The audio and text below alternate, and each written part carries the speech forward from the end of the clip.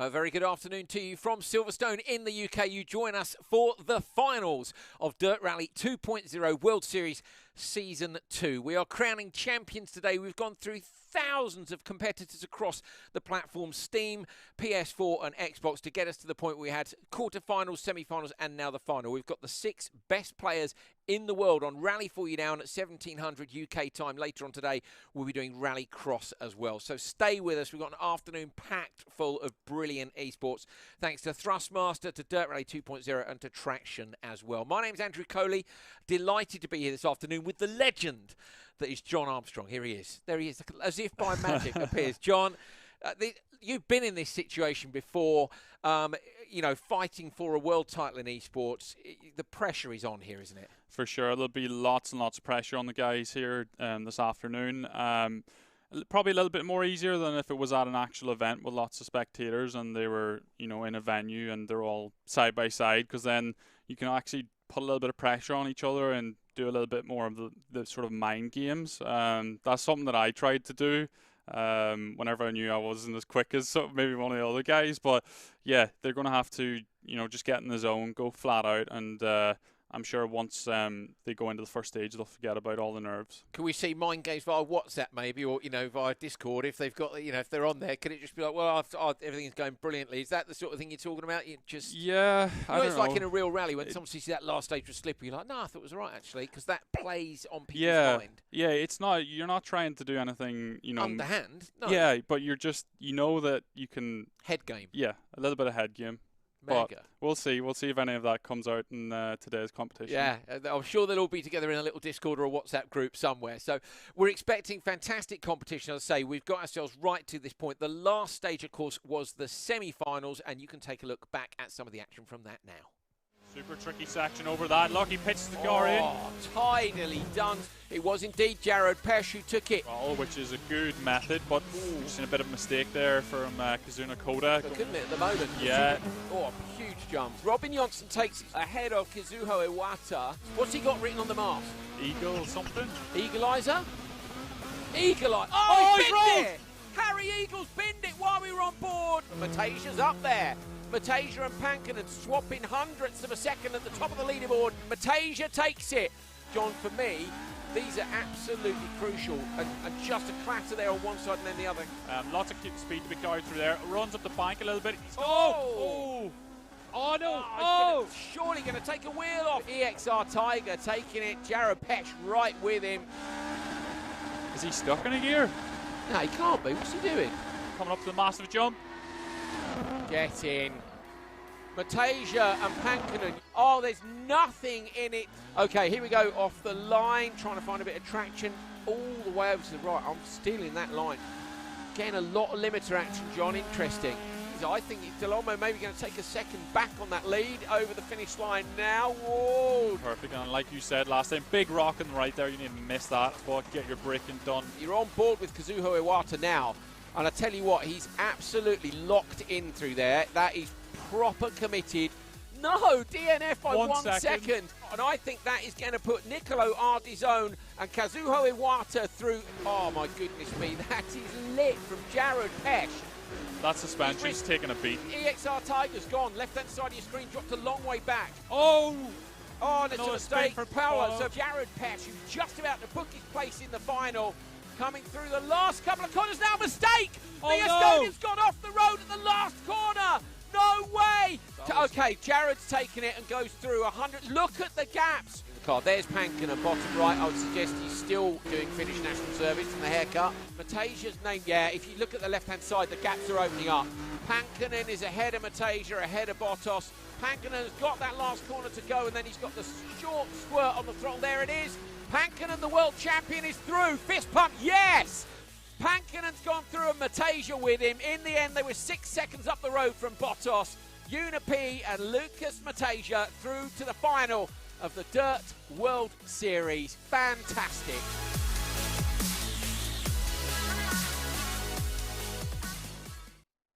How close between Matasia and Pankinen. Pankinen, of course, the reigning champion. Una Pankinen also won the Dirt 4 Series prior to Dirt Rally 2.0. That was when Rally and Rally Cross were in together.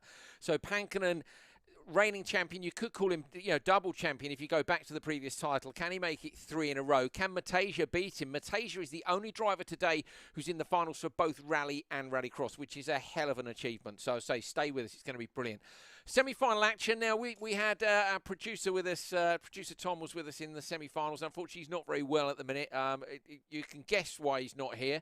He's not allowed to come into work. I'm glad to say there's a mild case of COVID-19, which unfortunately has not allowed us to have a land final. So wishing you all the best, mate. Get well soon, and missing you here. Obviously, in the separate room where all of our guys are. We hope you're having a good time at home watching, and we hope you're feeling entertained.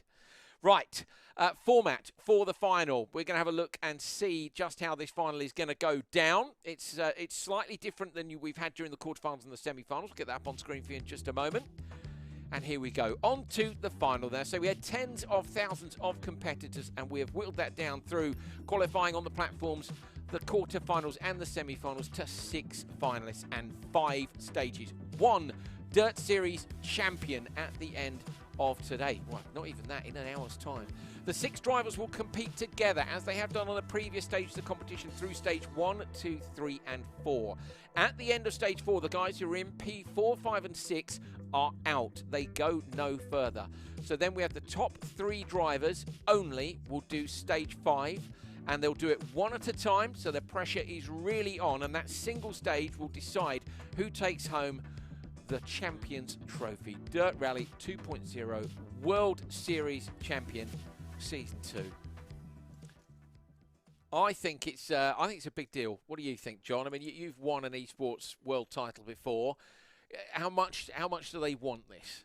Well, there's a huge community out there of players, and these guys are effectively the superstars in that community, and everyone's looking to them as their heroes. So, each finalist here today really wants to take that gold trophy home, and they may settle for the other 2, but they'll definitely have their eyes set on the gold. Yeah, so it's a bit of pressure, but there's some amazing drivers here today, some of the best on Dirt Rally 2.0. I wanted to ask you about Unipankana, say double champion. Obviously you won. Did you go back and try to defend your title the following year of esports? Yes. So how was it going back as the defending champion? Because that's the position that Yuna's in today. It's quite tricky because sometimes it's on a different game, and the characteristics of the finals can change too. So it is difficult. You've got a bit more pressure, but also you've got the pressure off your back of having already won a championship. So it's one of those things. I did try and win it again, but perhaps didn't put in as much effort. So as long as UNP has put in the effort, then he should be able to do it today again. Be interesting to see how it goes. Of course, last year Unipankana was actually doing his finished military service, and I believe didn't have the time to put the practice in, and still managed to come through and take the title. So it's going to be brilliant. Now we need to talk, of course, stages and cars. You need to know what we're doing.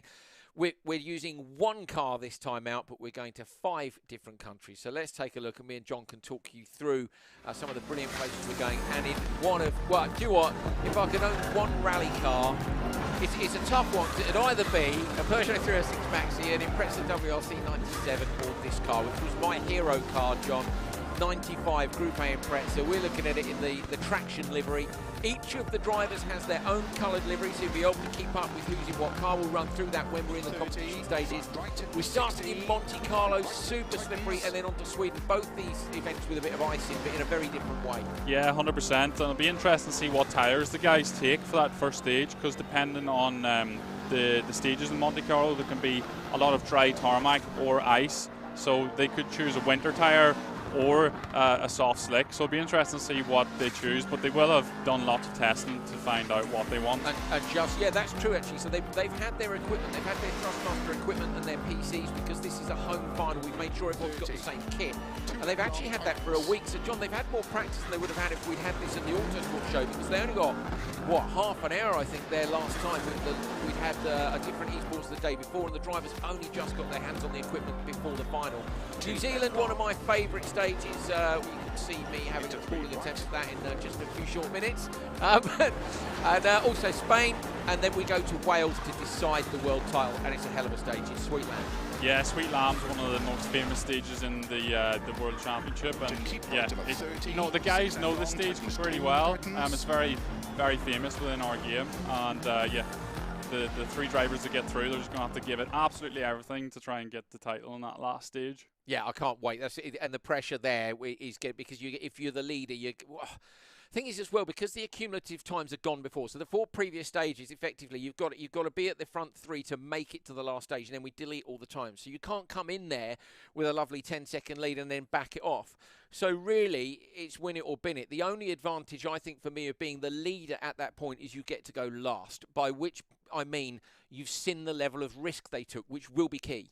Yeah, 100%. It's going to allow the last driver going into the stage to know what their performance needs to be to clinch the title. Did they make a mistake? Yeah, and they'll be watching the stream too. They can see what lines the drivers are taking, where they make little mistakes.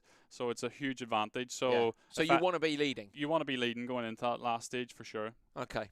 Now, someone who would not have been leading is me. Because I spent a whole day in this studio playing Dirt Rally 2.0, and I've got to say there are worst ways to spend your day at work. I do appreciate that. I did actually do some good stages, but here's some highlights of maybe not quite so good. I am taking the traction-backed Subaru Impreza 555 Group A car, famous Group A car, to Wales. We'll chuck it about a bit, have a bit of fun, try and talk you through the stage.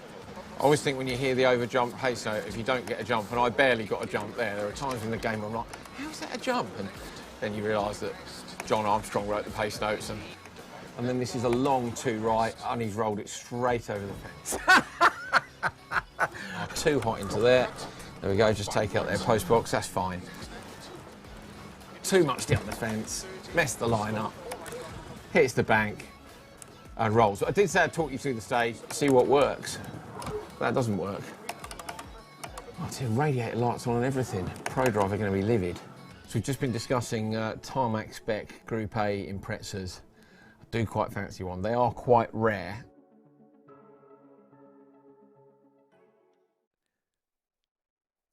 So you can actually win yourself some equipment if you'd like to go and have a crack at playing Dirt Rally 2.0. Perhaps you've never played it before. We might have some people watching who don't own the gaming equipment that's necessary. This is your chance via Traction. I say if you want to see the full 15 minutes of that video, head to traction.gg or at tractiongg across all the social medias and YouTube as well, and you can see 15 minutes of me crashing.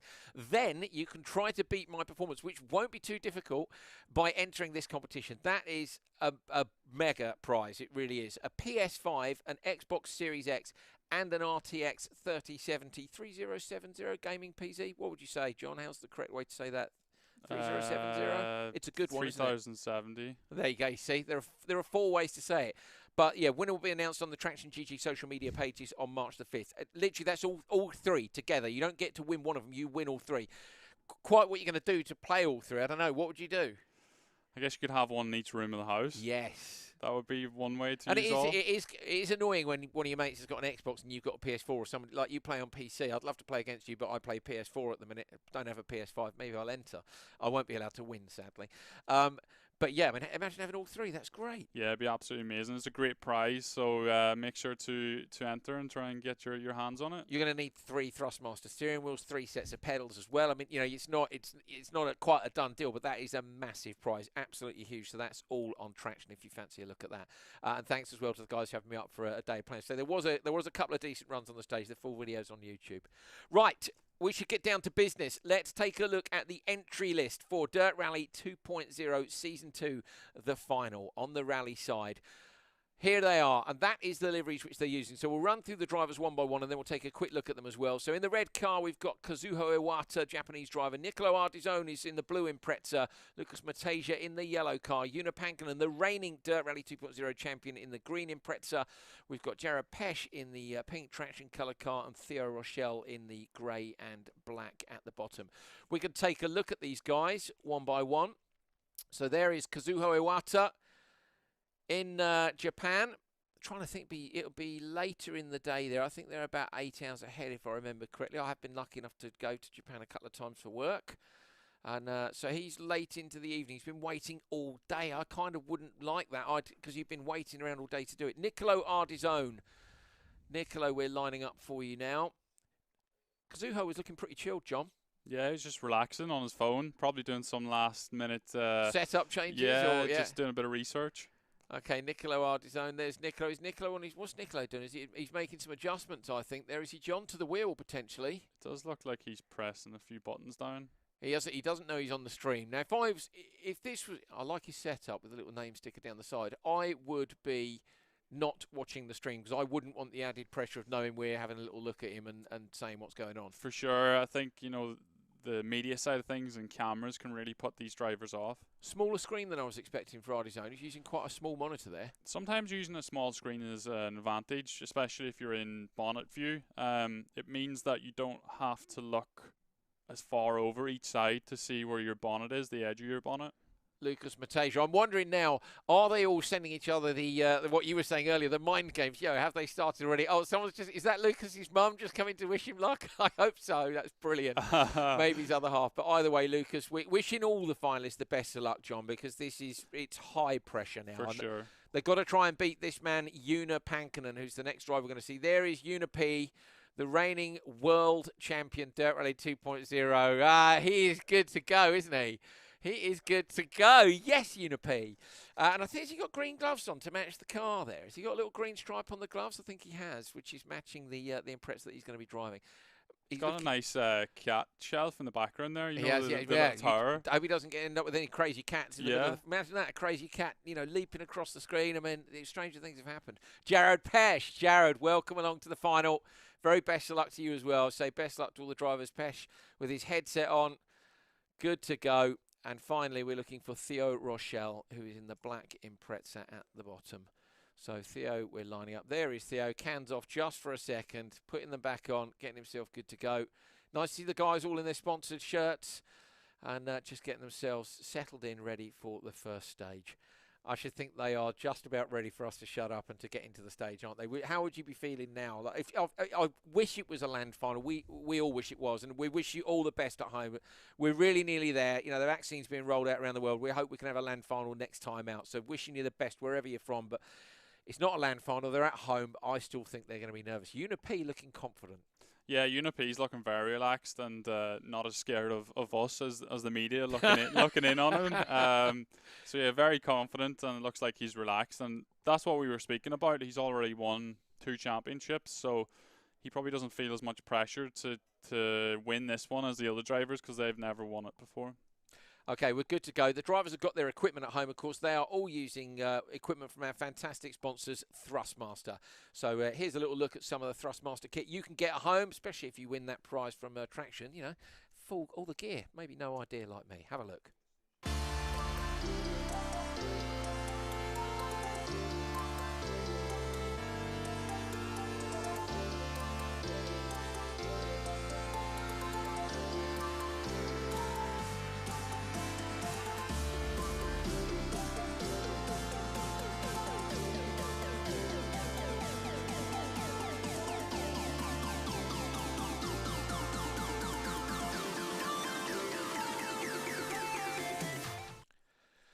Some decent kit there, John. I know you use the full-on handbrake. You can get a proper clunk on that for the gear shift as well if you're using it as a sequential shifter. Yeah, the TSS handbrake it has a sequential mode as well, so it feels absolutely amazing. I know it's a handbrake, but the sequential mode is amazing. It feels proper realistic, very clunky, like a real sequential gearbox. Yeah, and if you got 2 of them, you have one in sequential mode and one in handbrake mode, and in my eyes, that's the perfect setup for rallying. Man, I'm gonna have to take over the spare room. I think it's I have to keep folding my brilliant play seat. I can't complain. Folding it up, putting it away. You know, I might have to. Not quite sure whether or not the wife would take me taking the whole spare room. What do you think? It's time, isn't it? I've done something similar in my girlfriend's apartment. I've basically have you really? taken over the spare room. It's I work there during the day, and I've got the whole simulator set up in the corner and everything. So John's girlfriend. I'm so sorry. You know, but that's she's very good, bless her. She's very good. Well, I need to persuade my wife that the spare room is about to become a full sim room. So we're yeah, this might be happening. But yeah, great kit from Thrustmaster. Drivers are all getting themselves set up. We apparently have got them loading into the lobby, so they're about to leave the service area to head to Monte Carlo, Route de Turini Monte. Now, this is a mixture of tarmac and slush and snow and ice, John. I find the Monte stages very difficult. It's very difficult because there's a high grip when you get onto that pure tarmac, and if you're making the transition between the ice onto that, you get a sudden grip gain or loss.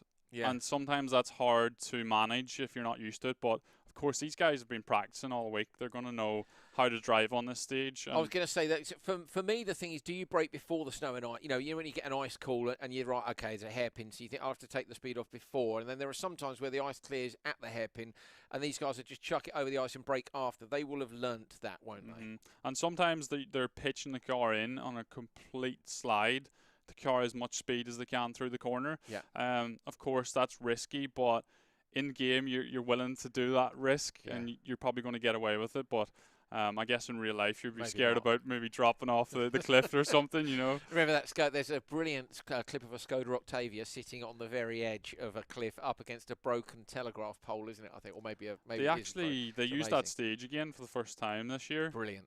My other favourite picture, which is not the Monty, is Hannonen's Fabia S2000 on top of a house. You seen that one? Yeah, on top of a shed. Yeah, it's like 20 feet from the road. It's just brilliant. So rallying, it's a wonderful sport. If you've not played the game, get amongst it, because it really is. It's the closest you're going to get to a proper rally experience. I promise you that.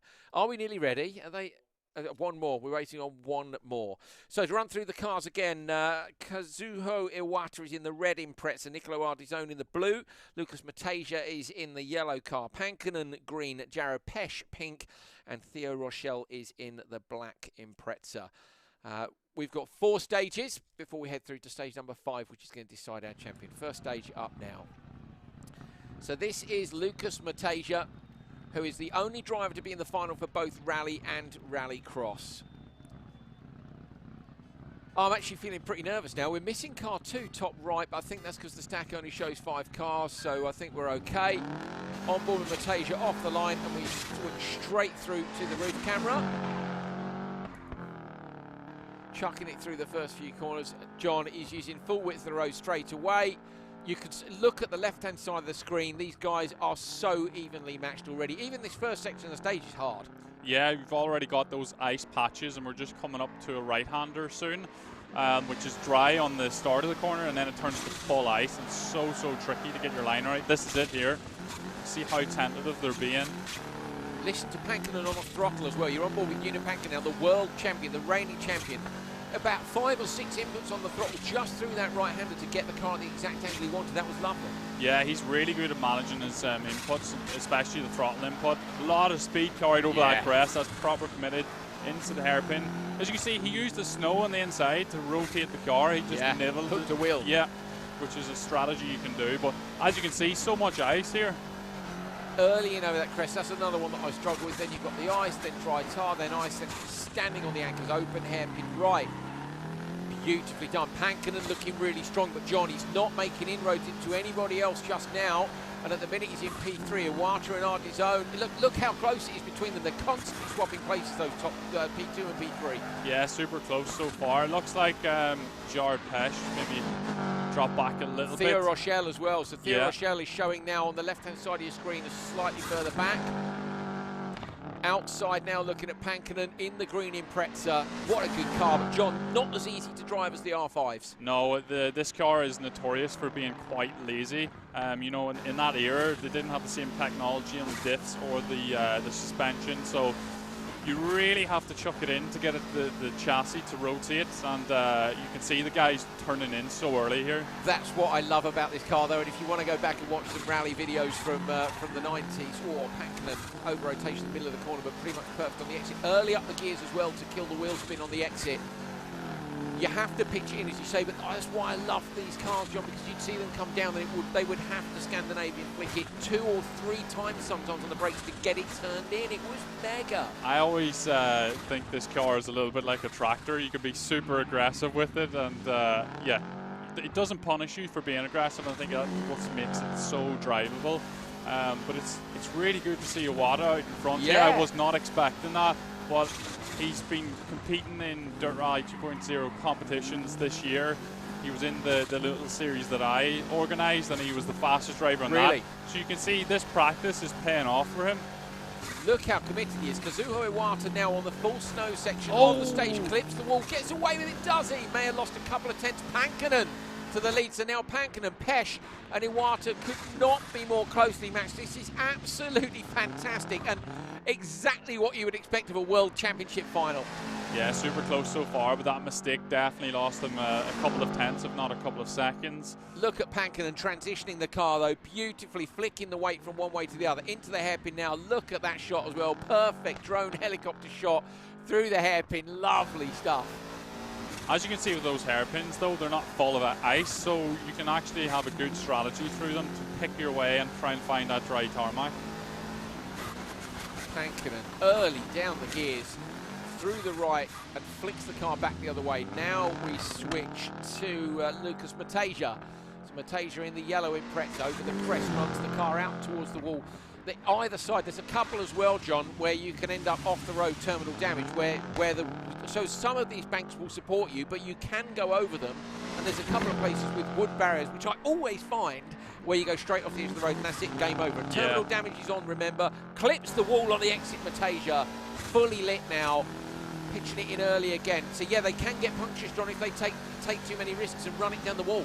Yeah, that's it. You know, Andrew, how easy it is to pick up a puncher in real life. So whenever you've got the extreme damage turned on, it makes the vulnerability of the tire even higher. So if you hit something, there's a high probability you will get a puncture. Kazuho Iwata, bottom right of your screen, in Japan, live right now, threading the eye of the needle in Monte Carlo for the first stage. 4 of these drivers at least are going to be super close. THÉO Rochelle has definitely had a problem in this one. Crosses the line. Who took it? He's so close. It looks like it might have been Mateja that's taken it on the board there on the right. Iwata could be 4th. THÉO Rochelle coming around now. He's not far behind, maybe 9 seconds. Look how close it is. Unbelievable at the top. PESCH taking it. We're talking about hundredths. It's not even tenths. It's going down to hundredths on the right-hand side. 440.6 for both the top 2 drivers. Pankinen with a 440.8. That is insane. 441.4 for Lucas Mateja. That is so close, John. And then a little bit of time drop for the 2 guys at the back, but so close. I wasn't expecting PESCH to be the winner in that stage because I think it was so close. Whenever they're literally on the same time on the leaderboard, they stack up, don't they? Yeah. So I was not expecting that, and that was amazing to see. And the guys. I knew it was going to be close, but like that's ridiculous. Basically 2 tenths separating the top 3 on that stage. Amazing. Problem for Rochelle. You've got to reset now. THÉO Rochelle has got to reset the Frenchman and go again. Like, yeah, you've had one issue. There are 3 more stages to go. You are on the back foot. How do you cope? You just have to give it your all. I mean, anything can happen. If he's had a bad stage, someone else can have a bad stage. Someone could have terminal damage or anything. So do you up the risk now? Because again, you can't. You don't. Well, you saw people riding banks. You're risking punctures. You know, anything like that, and it is game over instantly. But as you've already lost a bit of time, is there an argument now to just go, do you know what, I'm going to send it, and if I go out, I go out? I think so. I think you have to give it your all. You're probably not going to be as neat and tidy as you would be if you were just going through with a normal push. But if you're behind at this point, you have to give it everything. You're probably going to be messy, but you're just going to have to manage it and get away with the errors. Who won the stage, John? I know you noted it down. I'm just going to get on the paperwork here. Go on, John. It was Mateja, wasn't it, with the win? No, it was PESCH. It was PESCH, sorry. Yeah. PESCH with the win. Who was second? Iwata.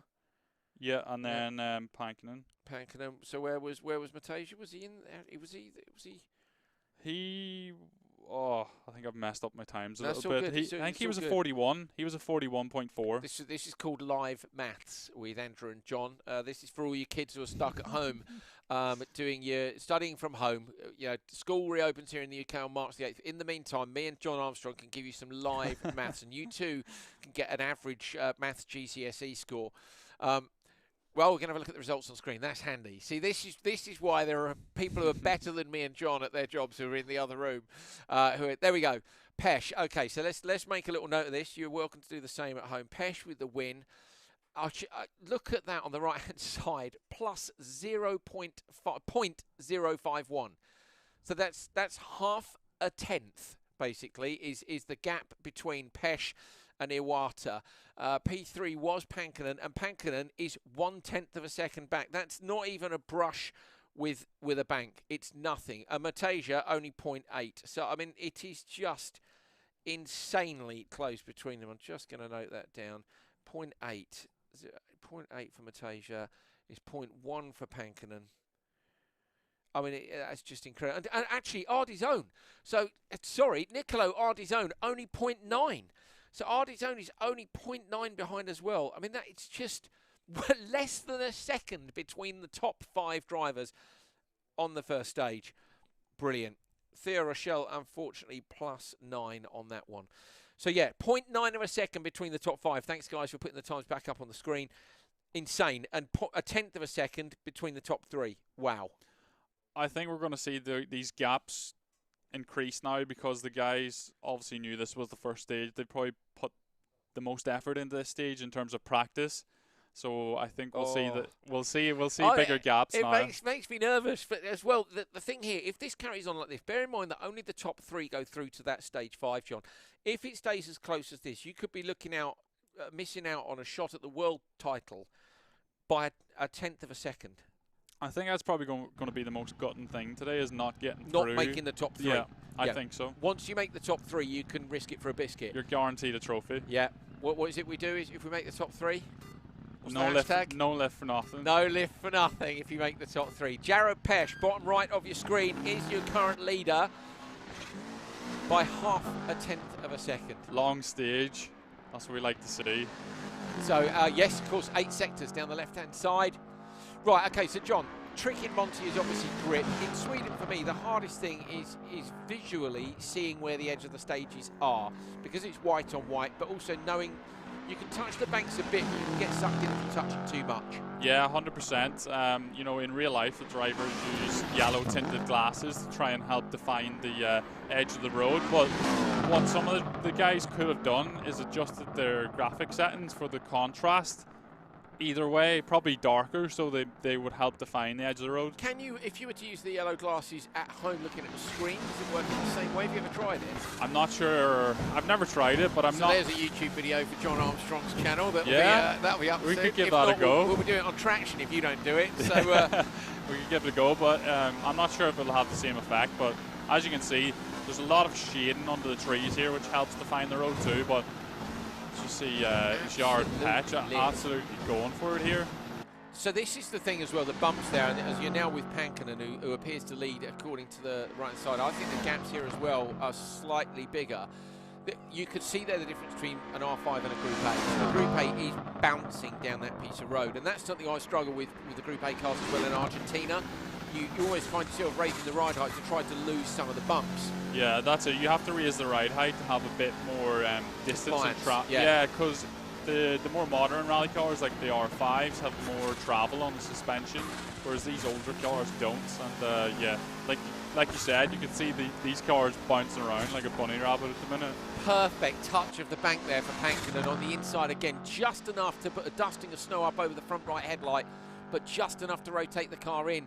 THÉO Rochelle is off the back of the pack again, unfortunately, so I think maybe losing a little bit too much time. This is Matejka again, we're seeing. This is such a high-speed section right now, flat out in 6th gear.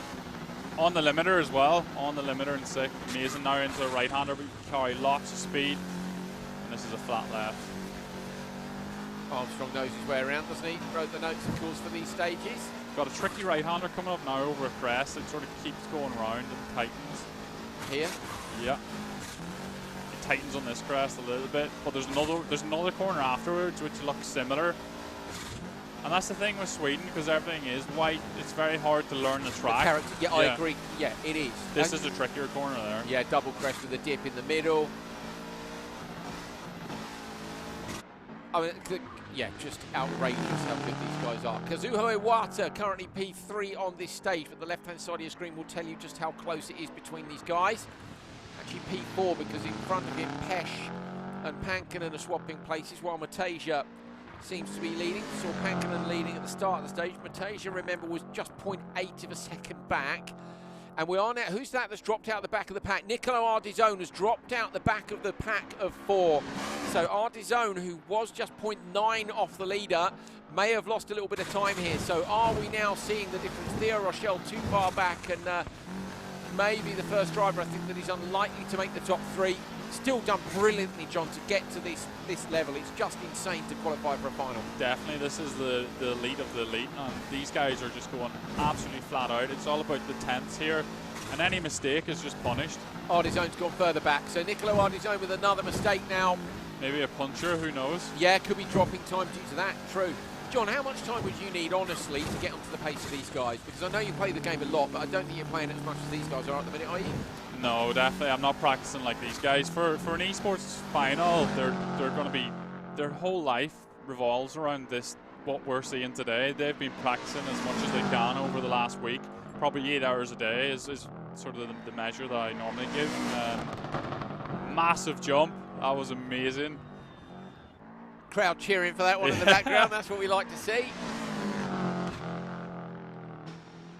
WRC, of course, up in the Arctic this weekend.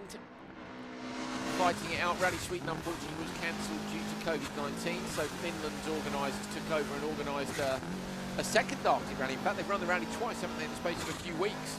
Yeah, they're using some of the same roads. I think there's a little bit of damage on them, but of course, with the ice over the top of the surface, it doesn't really matter as much. Matasia, bottom right, not wearing gloves. We've been watching the guys practice here in the studio. We're able to see some of their practice feeds. And one of the drivers was actually wearing woolen gloves to practice. Must have been a little bit cold, I think. Yeah. It was in winter, I think, wasn't it? Yeah. Coming towards the end of the stage now. Lucas Matasia leading in the yellow Impreza. There is the finish. I think he's taken it. Pankinen maybe. Super close between them. PESCH showing now at the top of the screen. That's how close it is. You're seeing NICOLÓ ARDIZZONE approach the finish.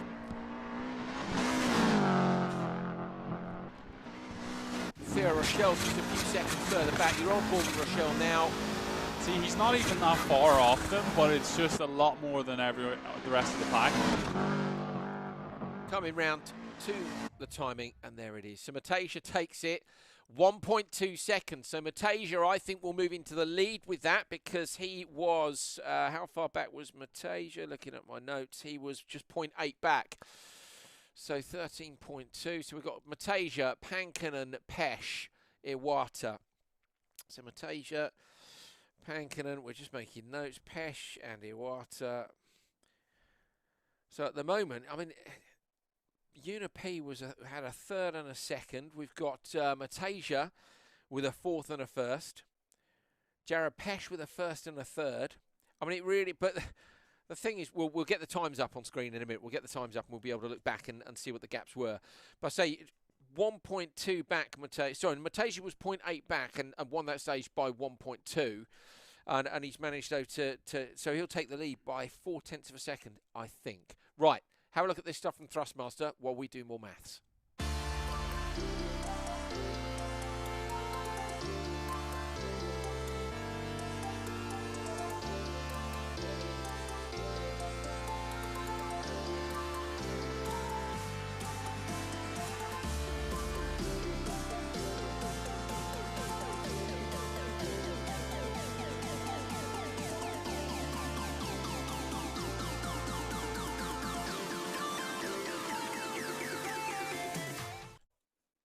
So we're getting the accumulative results ready for you after stage 1 and stage 2. Of course, they've been to Monaco, Monte Carlo. Now they've been up in Rally Sweden. So we're done with the snow and ice. We're going to be moving on next to New Zealand. And we're actually following the career of Colin McRae in that 1995 season when he won the World Championship. He retired in Monaco, Monty. I remember him sliding off the road on the right-hand side of the road, wasn't it, in the dark. I remember seeing a telegraph pole. Sweden, of course, the Imprezas all had problems with the engine, so they didn't have a good rally there. And McRae had won that the 2 previous seasons, but we're heading to New Zealand where he absolutely smashed it. And I think New Zealand was where he won his first rally as well in the Legacy. It was in the Legacy, yeah. So yeah, following the career of a hero and a career that you can play in Dirt Rally 2.0 as well. There's some great challenges in that, which was a late addition to the game, and it's really good fun. So have a look if you haven't already. Let's take a look at the stage times after stage 2. These are our overall standings. Lucas Matasia does indeed lead. He leads by just 0.5 of a second, so I'm going to have to scribble stuff out now.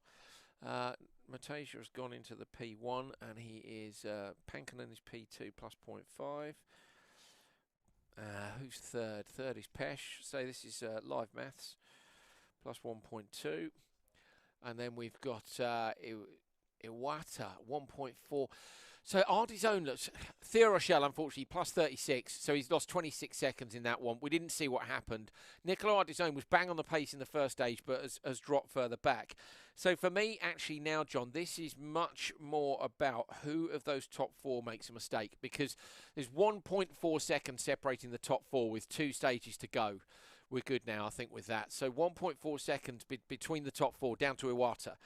With ARDIZZONE and Rochelle being further down now, really this is about survival, and this again it's a tactical decision now. Do you fight your way into the top 3, or do you hope that one of the other guys blinks first? Right now we haven't seen any blinking at all from you know, from Iwata, Matasia, Pankinen or PESCH. Yeah, that's it. And don't forget, they're going to want to go last into that final stage. So they have that advantage of so you think it's worth? I think they're going to go for this and keep going flat out. Of course, maybe JAROD, PESCH, and Kazuna, Koda. Yeah. They're fighting each other, so they'll be happy if one of those gets in. I think to the top 3 to go through to the final stage. So okay, ARDIZZONE and Rochelle slightly further off, but bear in mind if 2 more people make a mistake, then it gets to the point of which of those guys has made the least mistakes or lost a terminal damage as well. Can see you straight off the pace instantly. So this is by no means over, and those guys must continue to push. We are on board with Una Pankinen. This is the stage which I had a crack at the other day several times on traction. Pankinen off the line, so you've got a left and a right chucking into there. Look at the cut he takes. Damn you, Pankinen. I wish I'd seen that the other day. That's a huge cut. Huge cut, and obviously that's just opening up the radius of the corner so he can carry more speed through it. And he does exactly what that. So this is the tricky bit now. You come down through a 6 right, tight to the 3, but look at that. Look at the grip he's got, even in the wet. Is this the corner you crashed on? I think it is. Oh, straight over the fence there, mate. Yeah, 2 right. Yeah, as we went in, I said, this is a 2 right. It tightens and threw the car over the fence. So don't co-drive for me, I think is the top tip there. You're quite right in saying, Andrew, that he's got a lot of grip here, and that's probably down to the setup that he's managed to figure out for this car. I mean, huge grip for me. I say I played this the other day, and I'll tell you what else he's got. Is a much better perception of the awareness of the car, and that's something I'm working on. I think, well, you know for a fact, John, I've played chase camera for a long, long time. I know that's the devil to esports players, but even Oliver Solberg plays chase cam. You know, some people like to be able to see the car. When you can see the car, you have a very obvious perception of the width compared to the stage. And swapping to bonnet cam as I have since I've been using the wheel, definitely, for me, much better, much more immersive. But trying to figure out just how much space you've got to the right here and to the left, crest, over to the left, this is where I ran up the bank. See what I mean? Like, he's just using every single inch. That perception of the width of the car is bang on. That's a lot of practice for me. Definitely, and I think that's the advantage of having a smaller monitor, is that you can, in your field of view, you can see each corner of the bonnet a lot easier if you've got a small monitor. Got you. So that's why it's an advantage to have a small monitor. But yeah, I think it's why we see them use bonnet cam as well, because no one's using the cockpit camera. I don't like the cockpit camera because it's offset to the side as well. And it's very hard to judge your corners. So you use the bonnet camera? If I want to go absolutely maximum speed, then I'll probably go for the bonnet camera, but I found that I can be just as fast with the VR yeah, you see that? Yeah, I do like a bit of VR, I have to say. Yeah, but for me, VR is good because you can look through the corner. Yeah. So when you get 2 sideways, or even not 2 sideways, you're looking down the line. And in a real car, again, your eyes, you look where you want the car to go. Don't look at the tree, you will hit the tree. Yeah, you're always following the road where you want to go. You're seeing the guys coming up here to... Yeah, 2 left, this is into a 2 right, on board Matasia. A couple of big cuts. Who's off the back there? It's Rochelle and ARDIZZONE again, isn't it, on the left-hand side, John? Yes, it is Rochelle and ARDIZZONE. Yep. So our top 4 still pretty close together. Kazuho Iwata is in P3 and he was in P4, but not by much. So Iwata would like, wouldn't he, to overcome PESCH if he can at this point. Or was PESCH leading? No, PESCH wasn't. It was Matasia was leading from Pankinen and PESCH was in 3rd. So yeah, there was only 2/10 of a second between Iwata and PESCH. So this, remember, the top 3 get to fight for the world title. The others are going home in 1 stage time. It's Pankinen. And, oh, they're still swapping places at the moment. Pankinen and Mateja just coming into the final corner now. Who's going to get it? Watching the right-hand side. Couldn't be closer between them. So it looks like it's Mateja, Pankinen and PESCH. No, so, sorry, P2 looks like it might have gone to Iwata. What's the timing going to say at the end of the stage? Rochelle and ARDIZZONE look were closer that time, but again, there is 1.4 seconds between the top four, and Iwata was 9/10 of a second ahead of PESCH. I think PESCH made a mistake there, so Iwata is going to move into the top three. Pankinen is 2/10 of a second quicker than Mateja, so it's Pankinen, Mateja, Iwata.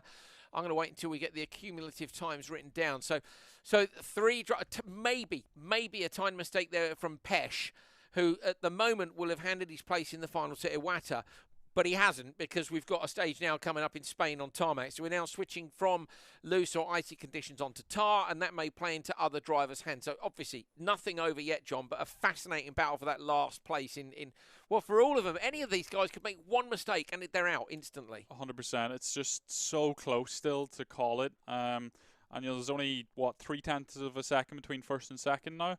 It's so close. But I do think that Iwata is a bit of a tarmac expert, and I think JAROD PESCH isn't as much of a fan of tarmac as what he is of the gravel. So we'll see. Maybe that'll play out not so good for him. Pressure is on then for this final stage in, if you want to call this the qualifying section of the final, I suppose. Top three drivers are going to go through to stage 5, which is Great Britain, Sweet Lamb in the Impreza, of course, where McRae won the World Championship with an amazing fight back from a puncture.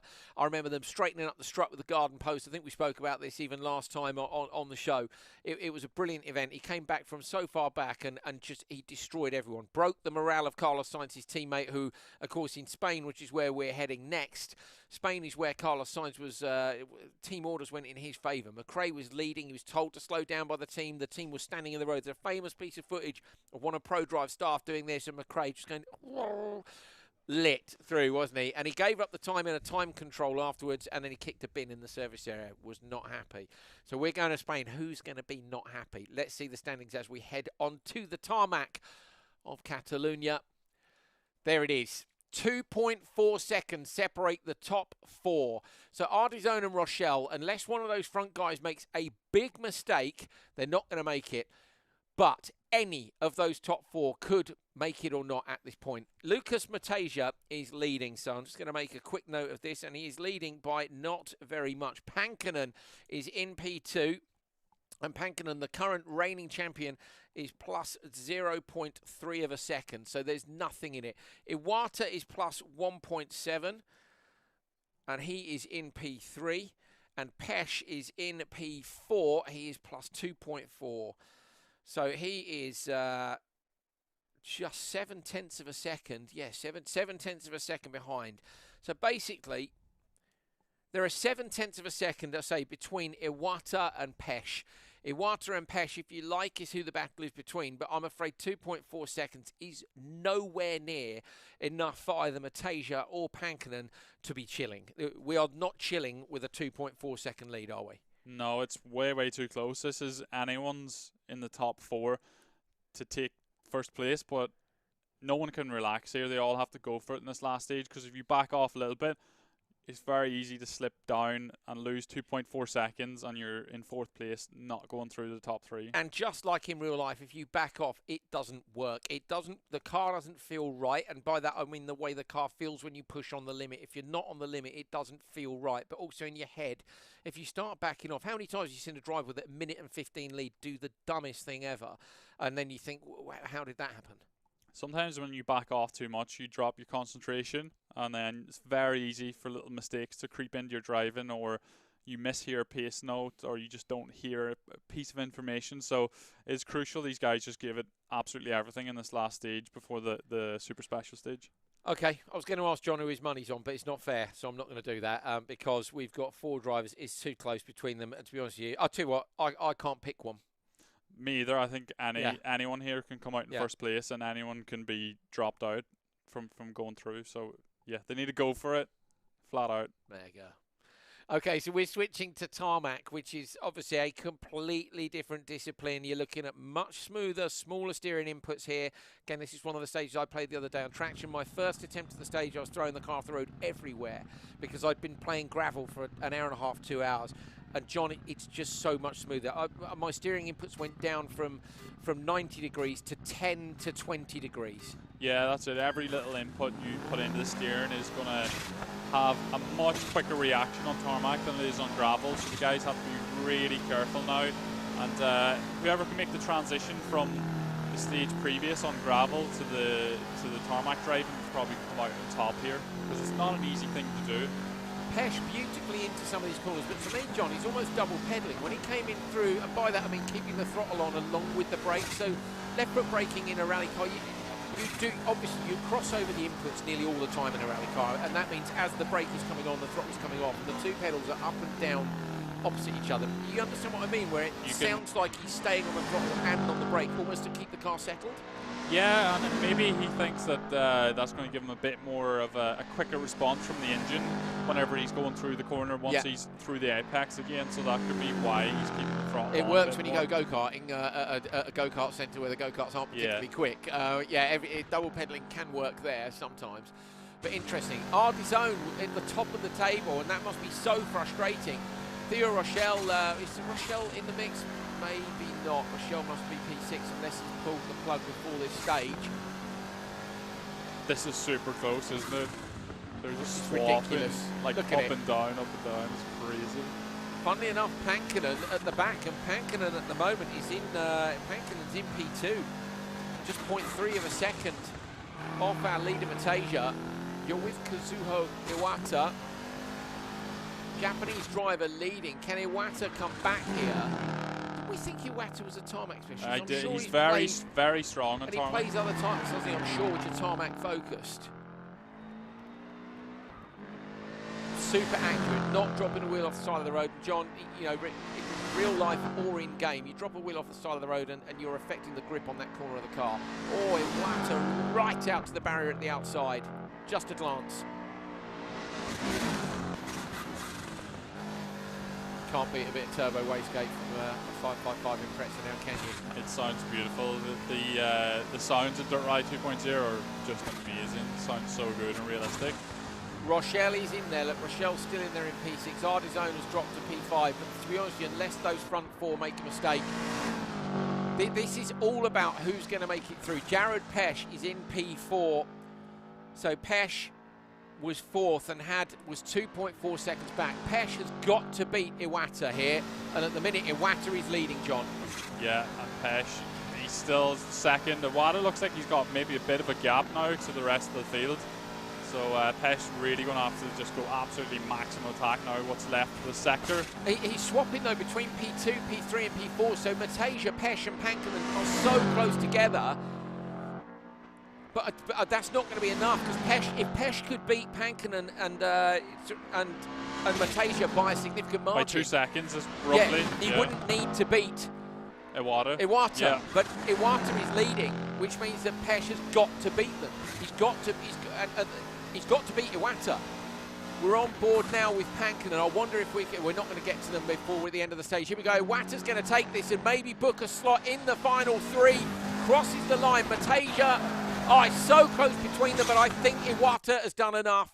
He has. Kazuho Iwata takes the stage by a significant margin, 1.3 seconds. That's the biggest win so far, I think, in terms of stage time.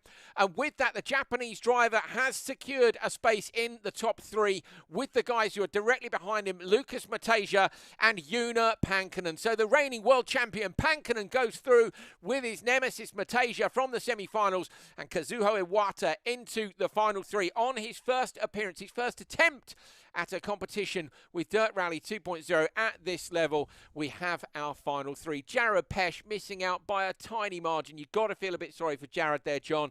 He did a brilliant job, and just 2.4 off after stage three was enough to make the difference then that Iwata got him on this one. Yeah, it's absolutely it's cruel, isn't it? Yeah. That he doesn't get the chance to go to the final stage now, but like I said, Iwata is super strong on tarmac. That was a massive gap. We've seen him win what that was stage. it, 1.3? Yeah. He was only 1.7 off the lead. I'm trying to think. I think that will put him into second overall. Pankinen was 0.3 back. I tell you, it was going to be close between him and Pankinen. I think Pankinen might hold on, but we're talking by a tenth of a second. Yeah.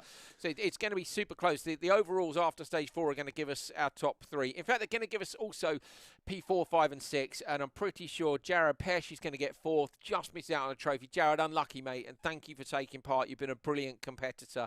JAROD, of course, took part as well in World RX's Esports earlier on this year and was a great competitor there. Thank you so much for all your efforts with the game this year. It's really appreciated. We've then got, of course, THÉO Rochelle, I think, is going to be P6, and NICOLÓ ARDIZZONE is going to be P5. But we'll confirm that for you and the top 3 in what order they're going to be going into in the last stage after this.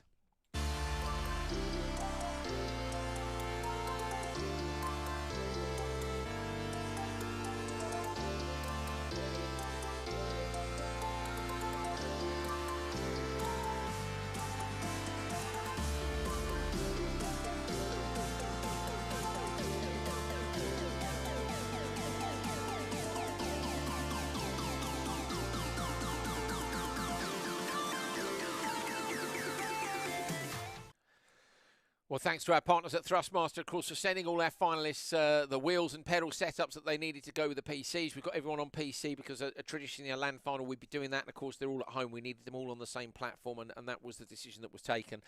I'm looking at our finalists here and trying to figure... We've got the results. OK, here we go. Let's take a look at the top 6 then after stage 4. And this will give you your top 3. Pretty sure we know who they are. So P6, and finishing P6, THÉO Rochelle. THÉO, congratulations for making the final and thank you. Same to NICOLÓ ARDIZZONE in P5. JAROD PESCH missing out by 2.2 seconds. I say we already thank JAROD, but unlucky, mate. Congratulations to our top 3 who go through to the last stage to fight it out. John was right. Kazuho Iwata with the win on tarmac has put himself ahead of the world champion, Joona Pankinen. Joona is not going to have the advantage of sitting and watching how much risk those guys take. He's going to have to send it on his first run through Sweet Lamb and see if he can set a time which will be enough to hold off Iwata and Matasia. So Matasia will go last and will have seen what the Finnish current champion and the Japanese pretender to the crown can do before he sees whether or not he can take P1. The times are going to be reset to 0 and we are going to have an epic fight through an epic stage. Sweet Lamb in Wales, down into that stadium. Here's a good story for you. I forgot this one the other day. When I was in Sweet Lamb, there was a streaker in the bottom of the stadium. It was as cold as hell and it was raining and some mad rally fan streaked across the bottom of the stadium and you've never heard cheers like it. Rally fans they appreciated that. It was funny. I've never seen a streaker rallying before. Mate, I've never seen one since. But what a dude. If I'd love to know who that is. If you know who that is on social media, hit me up because I want to send that guy like a big up. Yeah, how rad. It's not like a football match either where you can throw him out of the stadium. No. He still has to stay at the rally probably stage. just disappeared into the woods afterwards to get his clothes back on and nobody knew who he was. But yeah, streaker in the bowl at Sweet Lamb. That's crazy. I've never seen that before. No. Like in all my time of going to watch rallies or rallying. See. I'm a bit older than John, you know. I don't think it's not really a thing anymore. Is it? There was one recently. I'm sure there was one. It does happen, but I've never personally seen it. But I've seen people where they moon drivers and stuff. We were there. I can't remember what year it was, and I did say this the other day. It was WRC era, as in '97 onwards. And I was there with the rally school that I was working for as an instructor. We had an Impreza there, mocked up in the colours of the rally school, and we were selling driving experiences for Christmas. And so we went to several different stages, but we were at Sweet Lamb that day, and it was brilliant. It was into the dark with the fireworks coming up. Yeah, obviously we'd been there. Would there have been 2 runs? I can't remember, maybe, but we'd been there all day. With the fans promoting this rally school, and say fireworks going off, streaker in the bottom of the thing, and the noise from McRae and Burns. Just a privilege. So lucky to be there. Yeah, it's so amazing when you go to our home round of the World Championship and you've got British drivers at the top that we had in McRae and Burns. It was amazing back then. What about if it heads across to Northern Ireland? It'd be nice, wouldn't it? Which the talk is, isn't it? Northern Ireland or Scotland potentially. I know. It's still, is it Bobby Willis? Yeah, Bobby was speaking about he was speaking about this last night on a live stream, and nothing's confirmed yet. Obviously, they have to plan. Was he on with Trevor last night? Yeah, with Trevor Agnew. Yeah. So hey, Trev. I spoke to Trevor yesterday on the phone whilst walking my dog. Brilliant. Trevor's a nice guy. Oh, he's a legend. Production World Rally Champion with Martin Rowe. Yeah. Does a series of podcasts and videos as well on YouTube. All rally stuff. Some more good stories. I bet he's seen a streaker at an event. I've been enjoying his Friday night streams. Yeah. He gets all the rally drivers on to tell their stories. Vatnam was on the other week. So they're looking at getting the event over there. Obviously, it'll be a tarmac event. Would you then be looking to raise the money to get up into a top? You must be, surely. I don't know if I get into maybe not a world car, but you get an R5 car. An R5 car would be lovely to do my home rally of the World Championship. It'd be amazing, unbelievable. I couldn't think of anything better, to be honest. No, I was going to say for you guys, for you Northern Irons, it would be. It's a terrible accent, I know. It would be great, wouldn't it? Oh, it'd be amazing. I couldn't think of anything better. Just rocking up to a proper Irish rally stage as part of the World Championship in a proper there was car. Rally Ireland was around 1 year. Was it 1 year or was it more? 2 years. 2 years. 2007 and 2009. Which is where your love of the C4, I imagine, comes from, isn't it? That year, yeah, but obviously going to spectate those Rally Ireland with Loeb dominating. So here's a geeky one for you as well. I do love a geek out. Have you got the onboard DVD of Sebastian Loeb in the C4 and Rally Ireland? Isn't it? It's in Donegal. It's not Rally Ireland. Of course, it was the warm-up event. Yeah. Yes, John. I don't have it. Do you have it? Yeah, I've got it. I'm going to have to steal that off you. Okay, mate. Right, rally chat from me and John done. We are going to crown ourselves a world champion in the next 3 runs of this stage. You're going to see the drivers go through one by one. Now, Pankinen and John, we have plenty of time to chat this through. So you're going to watch Pankinen first. Then you're going to see Kazuho Iwata from Japan, and then finally on to Lucas Mateja. One by one. That ramps the pressure up. For them, probably it's not that different, John. For me, if this was a land final, it would be, because of the fact that you're there and you can see the guy next to you peering at you, literally from the rig next to you. What's he going to do? Is it just lit? He's going to absolutely send it. Oh, and there you go. Good example. That's a 2 right. Yeah, and he's made a massive cut off a drop on the inside of the corner there. So, yeah, I think Pankinen's just going to absolutely give this everything. If he makes a mistake, I mean, that's the risk he's willing to take. I mean, this is no lifting properly. This section for me is the harder part of the stage because, again, it's narrow. You've got a lot of crests and drops, and you've got a series of corners which are 3, 4, 3, 4, then suddenly a 2. This one goes around to the right and then left, doesn't it? It's just, it's all about carrying. It's all about carrying the momentum through every corner, because if you lift off a little bit on a corner, or you have to slightly tweak your line than what you want to take, you lose that momentum up the next straight. Look at the big cut on the left against, I'll tell you what, and a big cut on the right, fence down as well. You'll be getting a bill from the Forestry Commission for that, Una. He doesn't care right now. Oh, that was huge risk. Super committed, almost running out of road, but still going for it. And now, one of the most tricky corners in any rally game ever is coming up this right-hander over a crest. What's he going to do? Massive. Oh, Pankinen is on a mission. No! Oh, no! Mistake! Pankinen, 2 sideways, too much risk, pulls it back. Maybe lost half a second, but how much? Maybe a second. How much did he gain, John? I don't know. I would never take that. I'm looking at this and thinking I'm going to go home. Oh, and another big cut. Pankinen is like, don't cut.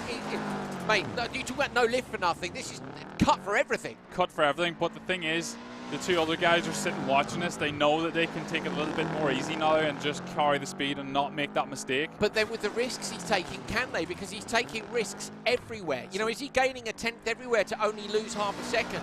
Yes, they've seen 1 mistake, but I mean, okay, on the previous 4 stages, you're right, that 1 mistake would be enough to lose it. But for me, I mean, he's lit, he's on a mission. He's definitely on a mission, and like you said, if he's making up a few tenths here and there across the whole stage, that might cancel out his mistake he's just made. They would have been hoping, would they? Not hoping, well, yeah, maybe hoping your competitor goes off, to be honest. Again, knocks down the little flags on the inside that mark the don't cut with those blocks on the inside of that. Committed through this section, This is like a real rally. I have to say, you know, those forestry sections are always cut up in deep mud, aren't they, when the trucks have been through. So committed into the two right again. He's hooking a wheel off everywhere here, John. Absolutely everywhere. You can see there the front inside wheel of the Subaru pitched into the air. And there's quite a lot of camber in wheels too, so you want to stick your car on the inside of the corner, hug the inside of the camber, because if you fall off the other side of the camber, you're losing time. Backs it in perfectly. That's nice downhill left-hander. Now there's a flat junction at the top here, so watch this. It's a kink right, kink left into a 3 left. There's a lot of cutting opportunity here in the Muirland. Either side after this junction, isn't it? And I'm wondering if he's tempted after the mistake he's just made to take these cuts. And he does. He's not hugely off the road. No, that's fair enough for me. You know, that's I've seen McRae do more. Yeah.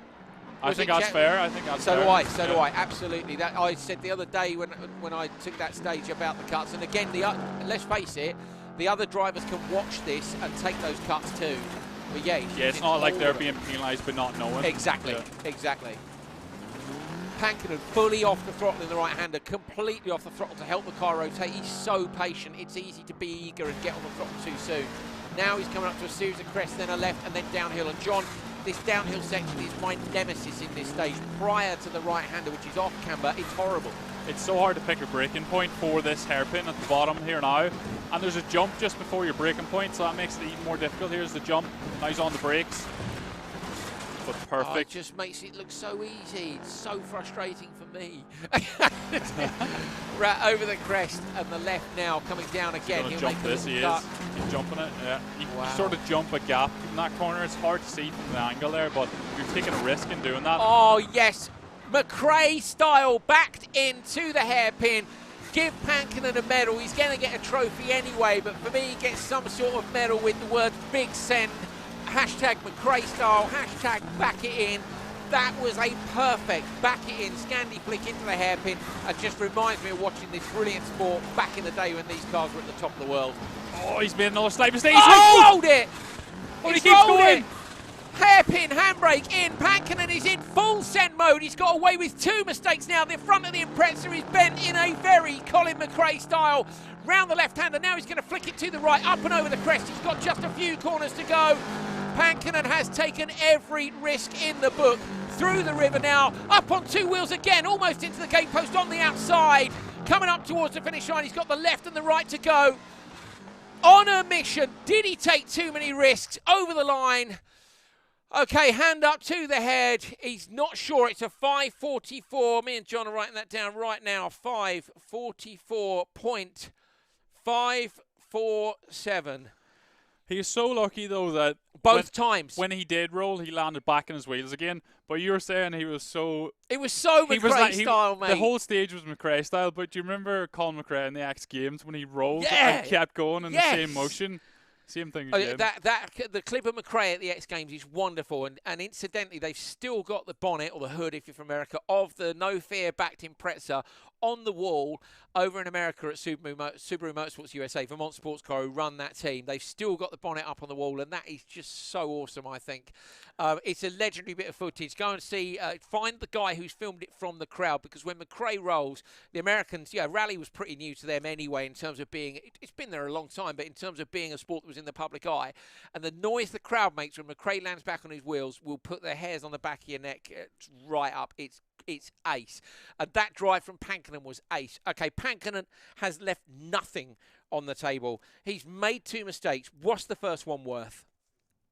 Have a guess. It doesn't matter. I think about a second. You think a second? So 2 mistakes. So I think he's lost at least 2 seconds, if not more. Okay, but how much risk has Pankinen taken for you? If you were doing that stage and you were going, right, I'm trying to set the time at the top of the leaderboard in the world standings in the game, how much risk has he taken there? For me, it's everything. He's put everything on the table, but he knew he had to do that because he's running first. He's got nothing to compare against, so he was trying to nail that stage as perfect as he could. Unfortunately, he did make those 2 mistakes, but they weren't huge mistakes where he was stopped stationary for a long time. Didn't Pankinen... I think Pankinen made a mistake last year in the final. I think he made a mistake... He did. I think he had a spin, didn't he? He did make a mistake, yeah. So Pankinen made a mistake last year. And still won. Yes. Is Pankinen quick enough to retain the World Championship title, World Series champion in Dirt Rally 2.0 with that amazing run? The hairpin, skins, meds, gold meds. Yes, Unip. Love it. That was great. That was mega. It was amazing what he just done, and Yeah. he gave us something spectacular to watch, which is what we want to see, and everyone watching wants to see someone going absolutely flat out, giving it everything, and if it doesn't work out, it doesn't work out. What emojis would you use for that? I'd go that one, definitely. Like I think the mind-blowing yeah, emoji. Fire, I'd have that emoji in there too. Maybe the explosion one. Yeah. You know? I could think of a few others too, but be a lot of emojis, wouldn't there? Yeah. Sometimes I only like to use 3, particularly in WhatsApp, so that you get them bigger then. It's more impact. You don't want to use too many emojis though, because then no, but then when there's something like that happens, it's so rad that you're like, I need to like ratify this with a lot of emojis. So no emoji limit there. No, I don't think so. No, it's just which emoji you put, you know, or unless you want it, maybe you go for 3 because then they're bigger. Yeah, yeah. These are the things that matter. We're just waiting for the next car, basically. It's just truth be told. But if your emoji game's not strong, you're not paying. You know, these things. People like me and John are really cool. Obviously, I imagine we're among the coolest people you've ever seen. We put a lot of thought into emojis, don't we, John? Yeah, I like to select them very carefully. But I think I rate. Is it? I don't know if it's GIF or GIFs. GIF. Yeah, GIF. I rate them more highly, I think. Do you? I find them more entertaining. I love a GIF, but I just can't be hassled with finding a GIF. Well, it's quite easy. Every message app, you can search for it now, pretty much. Yeah. I love a good. So people find really good GIFs, and it always frustrates me they find better GIFs than me. I don't know if it's they just know where to look. You need to up your GIF game. Okay, I do. Now, meme. Is it a meme or is it a meme? Meme. Meme. Or meme. Yeah, I do like them. I've never made one. No, they're too hard to make. You need like Photoshop and stuff. Yeah, it's too hard. John and Andrew's run through the most important social media skills you possibly have. Earlier on, we did GCSE maths for you. That is advanced. You could, with those skills, you could apply for a job as a social media manager. You won't get it, but you could put on there that you watch the Dirt Rally 2.0 course on memes, emojis, and GIFs. Thank us later. I'd have that trophy there for that. We are still waiting. I don't know what out of interest what they're doing. I mean, they're changing the livery by hand or something on the PC. I mean, it's just like, he's got the car jacked up and it's underneath it. Genuinely, who are we waiting for? Iwata. Kazuo Iwata. Okay, fair enough. Mind games going on, I think. That's not a bad one. That's happened in real life. You wait away from the time control, and either your competitor is on the line looking for you in the mirror. In real life, this is waiting to see, and you look in the mirror, you're thinking he's not there, he's not coming. And at that point, you're like, yes, he's not coming. And then you roll up behind them, and they go, he is coming. And it's a great little mind game, that. Or the other one that I know a Swedish driver did, no names. He got out the car to go to the bathroom in the forest and left the car door open on purpose in the road section so the driver couldn't get to the point where they're supposed to check in, just to give them a little bit of a head twist. I think that's a step too far. That's yeah, but if someone did it to you, would that make you livid? It's happened before. Right, I agree it's a step too far, but it's... So is Kazuo Iwata sitting in Japan absolutely ready to go? Someone blocked him into the stage where he just sat there. He's not there. Iwata... Okay, so Kazuo Iwata, to be fair, is doing something to his PC. He may have a technical issue. He's going to have to run next, isn't he, guys? Can I confirm we will wait for him, won't we, to a certain extent, because we want to run them in reverse. Well, there we go. Maybe this is his strategy. Yeah. Well, I don't know. We've just been told by our producer Luke, that it's midnight in Japan. Now, no. You're not going to be delaying at that time of day, are you? You're going to want to get on with it and get it over and done with. All day he's been waiting. I don't like waiting. So I get terribly nervous before competition if it matters. And I don't like it right until the point where I'm doing it. And actually then I don't really enjoy the competition quite often. I enjoy the competition when it's finished. You know, when you look back at a rally and you're like, that was awesome. I know what you mean, yeah. It's like the anticipation, you just want to get going. Scrutineering, paperwork, hanging around, I hate it. And it's just like, I just want to get in the car and go. And then the second you leave the service area and you start, you know, doing things like scrubbing off tyres and warming up brakes on the run to the first stage. Stressed, aren't you? Yeah, and then you get to the first stage and the lights are on and you're just full of adrenaline and, you know, the lights go out one by one and then you go. And the second you go, everything falls away. And it's one of my favourite things about competition is that anything that you were thinking about or worrying about or is on your mind is gone because it's sole competition on that. And the waiting is awful. And Kazuho has had to wait the longest. Yeah, 100%. Like all day. Once you get on the stage, nothing else in the world matters, and that's the best feeling in the world. Yeah, it is. It's great. If any other thoughts are creeping into your head, you have to check yourself because 100%. Yeah, you can't be thinking. Occasionally, if I'm playing dirt, I've got to be honest. I might get distracted by the dog. Yeah, the dog. My wife coming home from work. What I'm going to have at lunch. You know, you just or if you, you know, if. And that, but then I think there are ways to immerse yourself more in the game. Definitely a wheel, definitely a seat setup, but also headphones. And that's something I need to up my game on at home because these guys are all doing it. Obviously, it completely puts you in the game and nowhere else.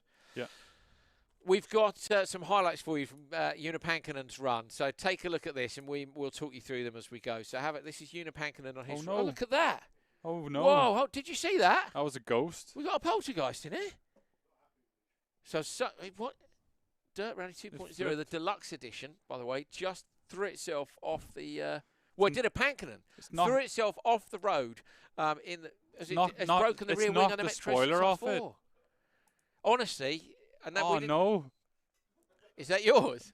No, it's one of the guys. Oh, denied. I think it was broken. We need some super glue. Do we? Yeah. Let's look at the clip from Pankkinen while we saw some super glue and also our Japanese driver. Here's Pankkinen on that last one. So this is the half spin. He just tapped the bank, which turned the car around on him. He did well. That was the send into the hairpin, which for me was just lovely. You know what, that first one got enough. He was so unlucky there, and then Converse was so lucky because the point at which the bank goes steep there as well. But the thing is, he's coming into a dead stop hairpin, so he's not losing the momentum. He should be already on the brakes there. I don't think Pankkinen's lost much time there. If I'm Iwata or Mateja, I'm knowing I'm gonna have to light it. You're gonna have to go for it still. They're gonna have to lick the stamp and send it. It's gonna have to be done, isn't it? Yeah, get Sandy. Get Sandy. With hashtags. Imagine all the hashtags and things that you could get from this show. Honestly, again. Some of them you probably don't want. But it's a shame. Anyway. Now we're done with all the modesty of how cool we are and what our brilliant skills are on GIFs, emojis, and all the other things which really matter in life. We're nearly ready for our friend Kazuho Iwata from Japan. midnight, maybe later now. We've been waiting a little bit longer. He's loading up and getting himself ready. Are we far away, guys? In the service area.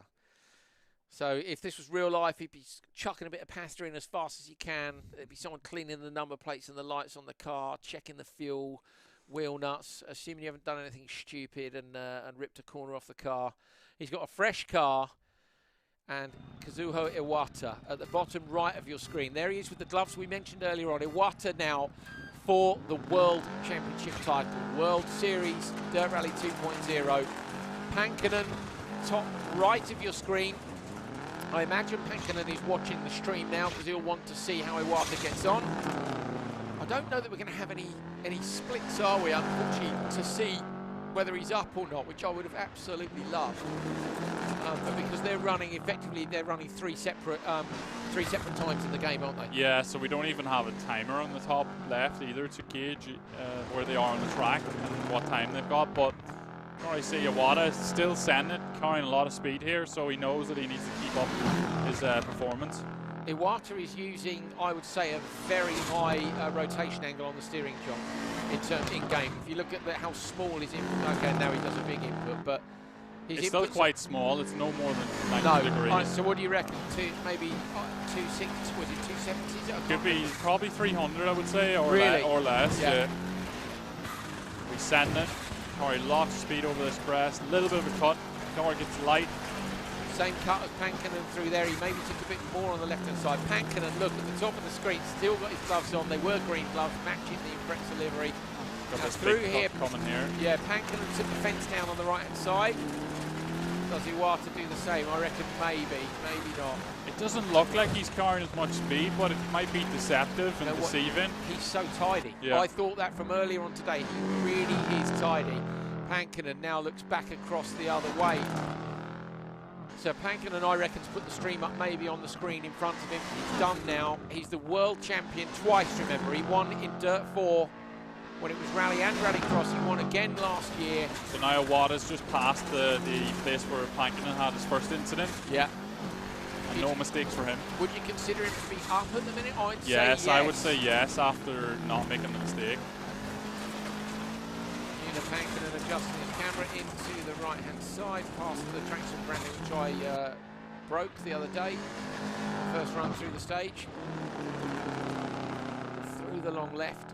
Tricky corner that, it's off camber and it's quite long too, so you have to really get the car rotated. And that's really the transition, isn't it, again, between two different types of road, from the open section back into the woods again.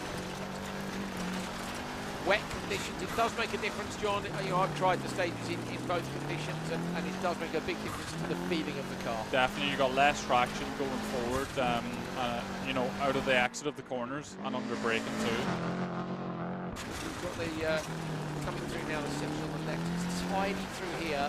Do you know what? It's so hard to judge because, so, as you say, Pankinen's driving style to me is more attacking. Pankinen is more of an prey. And Iwata is more of a Burns. If you wanted to compare the two UK drivers, Scottish McRae and English Burns. Yeah, we have no idea how he's doing right now. It doesn't look as fast, but we know that he's got those two mistakes in hand. If he's a totally clean run, then he's got a good chance of beating Pankinen. Absolutely mistake-free. He's as tidy as Pankinen through there. That's mint, isn't it? Yeah. So close. Now up for okay. Now we get to see, this is the section where John said last time about the big cuts. You've got a 3 left and then you come down the hill and there's a series. After this right-hander, there's a series of junctions here, corners here where you can take a cut. Oh, mistake. Not such a big cut as Pankinen, I think, and a little bit of speed scrubbed off, John, but not much.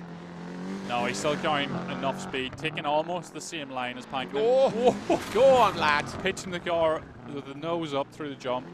Knocks the arrow down on the inside, be a bit of tape training behind that car. That was always good when you're a spectator. You knew someone had been taking all the road and a little bit more. Down to the junction with the lights and the Jenny at it. As tidy through there or not? I think it was just as good, yeah. I mean, it bogged down a little bit. He might have been better going a gear lower. Look at Pankinen, the look on Pankinen's face. He has no idea. He's the same as us. It's so hard, isn't it? I'm looking to see his reaction afterwards, and I think that'll tell us a lot then about whether or not this tidy styles work. Iwata's inputs, and there are so many here down on the brakes. This is another tricky section. He's so late on the brakes, and yet it turns in perfectly. Now, down here, Pankinen took a big cut over the left-hand side of the road, jumped the gap. This next left-hander, he does the same. Okay, now this is where it was backed in beautifully by Pankinen. Later. A lot straighter on the entry. Oh, he's half spin almost and has to turn back out of it. Not as quick through there for me as Pankinen. Definitely, that's a couple of tenths lost there, but he's on the run down now into the bowl.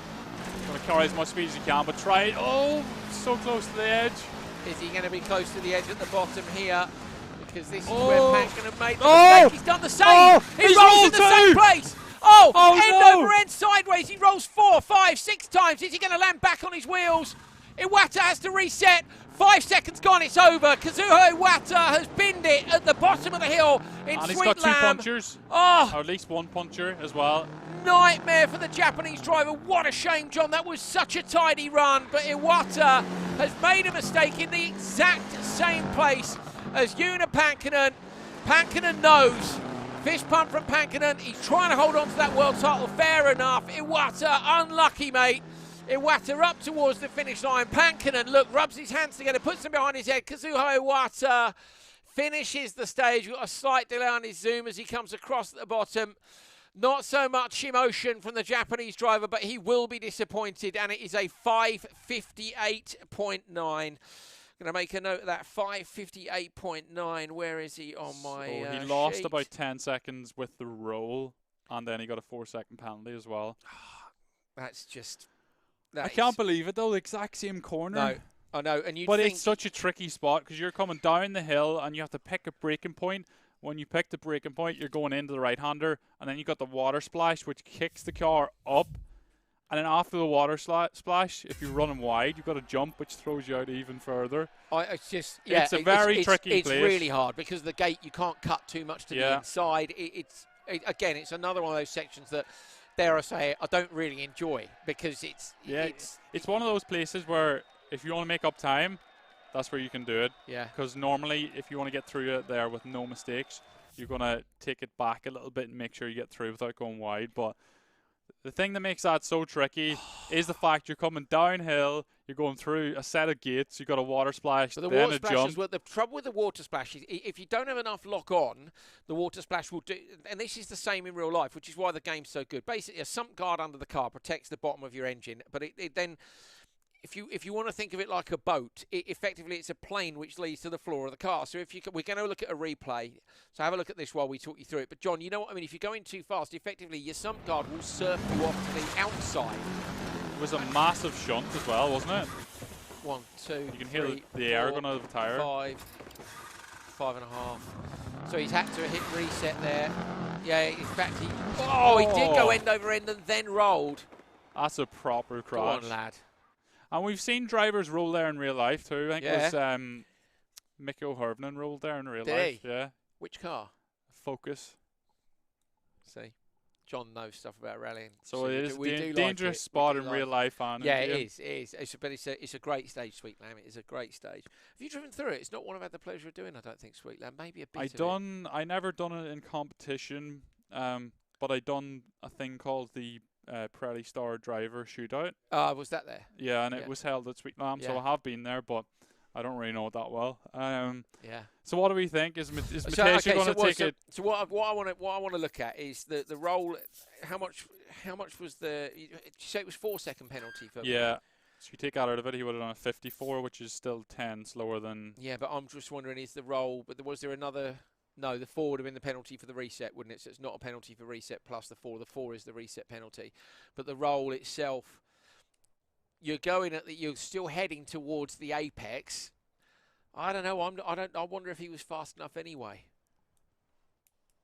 But he looked it to me. I don't know. And then you said there was a puncture, didn't you? Anyway, we're never going to know, and it would be lovely if we could have a split system. We might have to go back through that and digest the splits. We could set them up side by side, and then we would know. Yes, we might do that. Yeah. That might be a video. Right.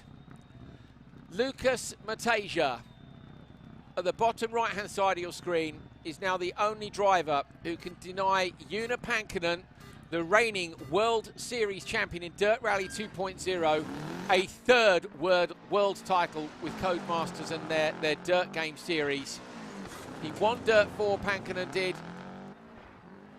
A mixture of rally and rallycross. Last year at the Autosport Show, he won Dirt Rally 2.0 World Series.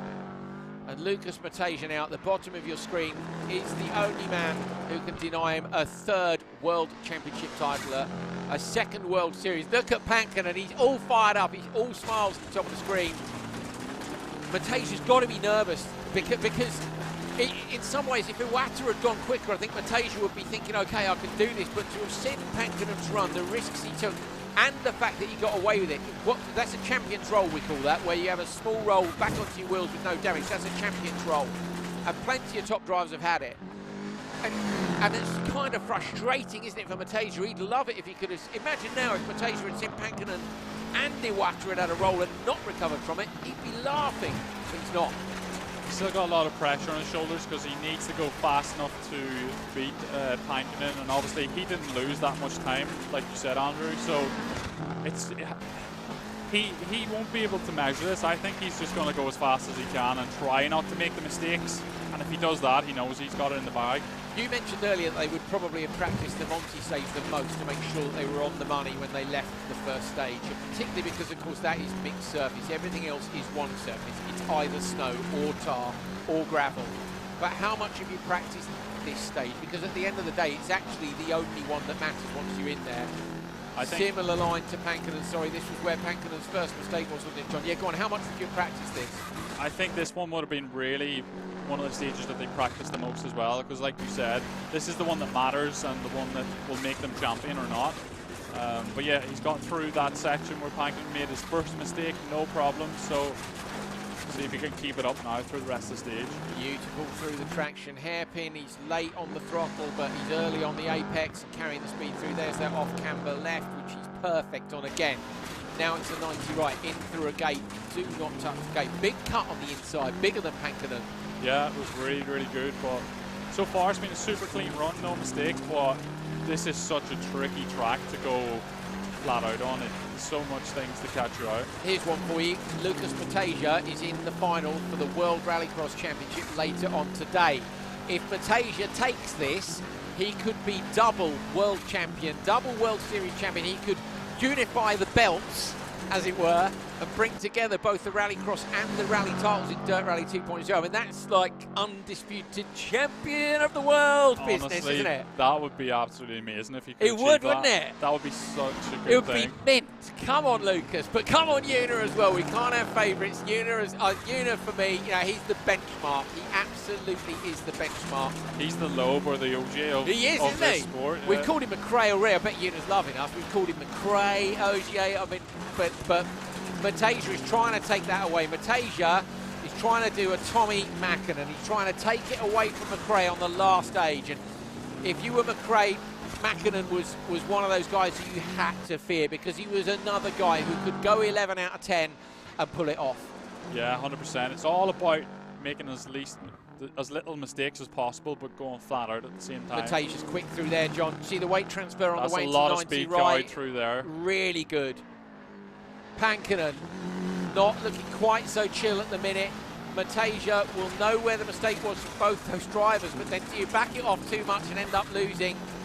Oh, wow. Tension is building now. Una knows it. Top right of your screen, just chilling in his chair. Oh, my goodness me. The world champion, the reigning world champion, the current leader of Season 2 of the World Series is waiting for Matasia, who was so close to him in the qualifying stages. Matasia and Pankinen both came from PC, remember. They were in the same semi-final together. It was super close between them.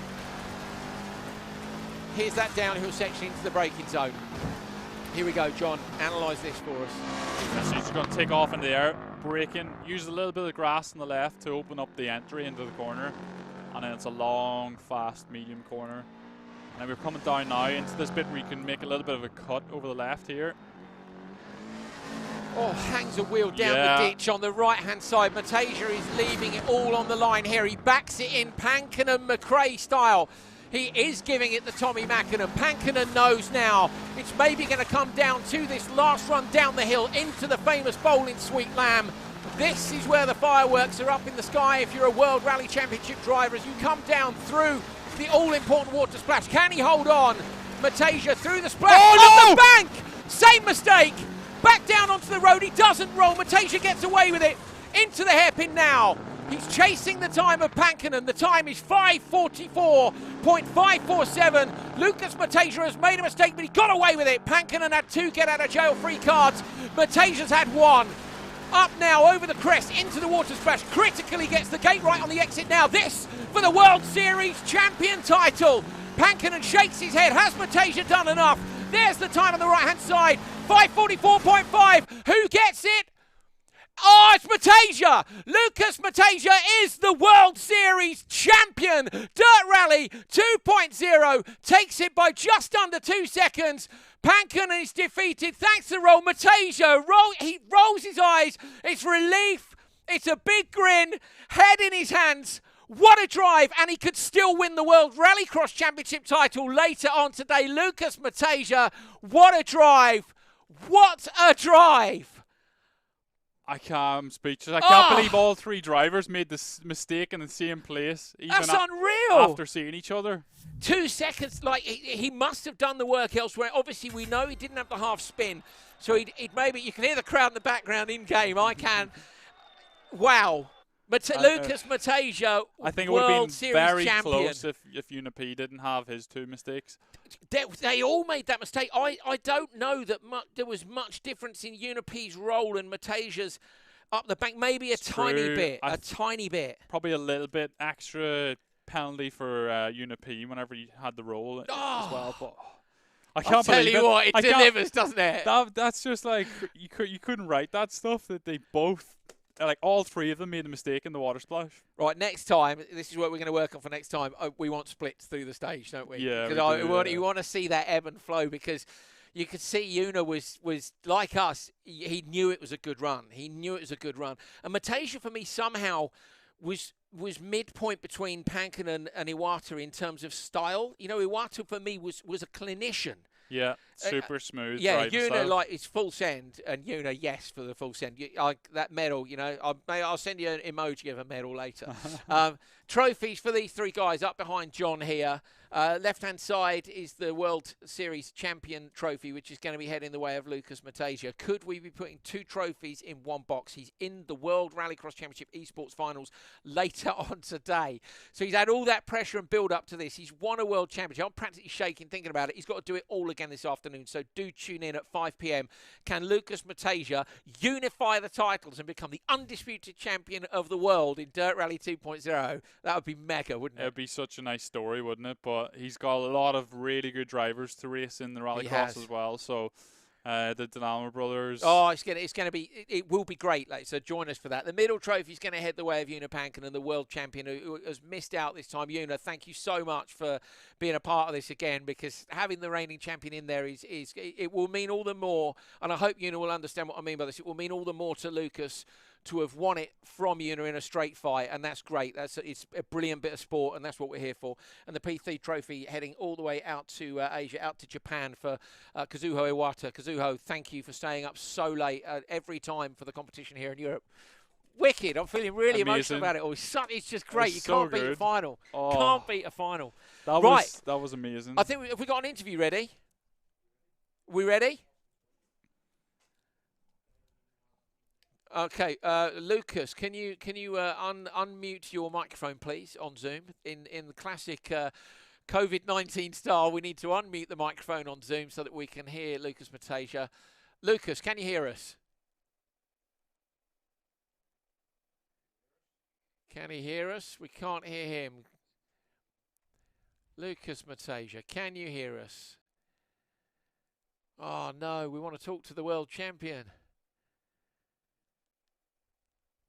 He's chatting to someone, but we can't. Can you guys hear him in the gallery? Okay, not at the minute. We're working on whether or not someone's texting Lucas how to unmute on Zoom. It's a big problem this year.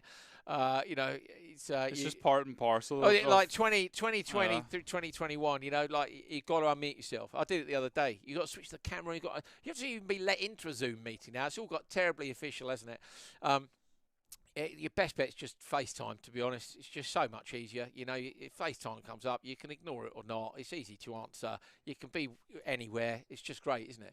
Yeah. Well, depending on where you are. Yeah. Nobody wants a FaceTime in the shower. Definitely not. No. Like, try not to, you know. Okay, have you ever answered the FaceTime to your ear? Like, you answer and someone's just looking at your ear there. Yeah, my mum's done that. Cheers, mum. Good mention from mum. So we're going to see, are we going to be able to speak to Lucas, do you think? Okay, well, look, if we can't speak to him, we can speak to him later on. So maybe we'll speak to Lucas Matasia. If we don't speak to him in a minute, we could speak to him ahead of the Rallycross finals, because he's going to be in that. So perhaps that's our best bet. We'll see if we can line him up for the final later on today in Rallycross. Wow! Dirt Rally 2.0 delivering all the way.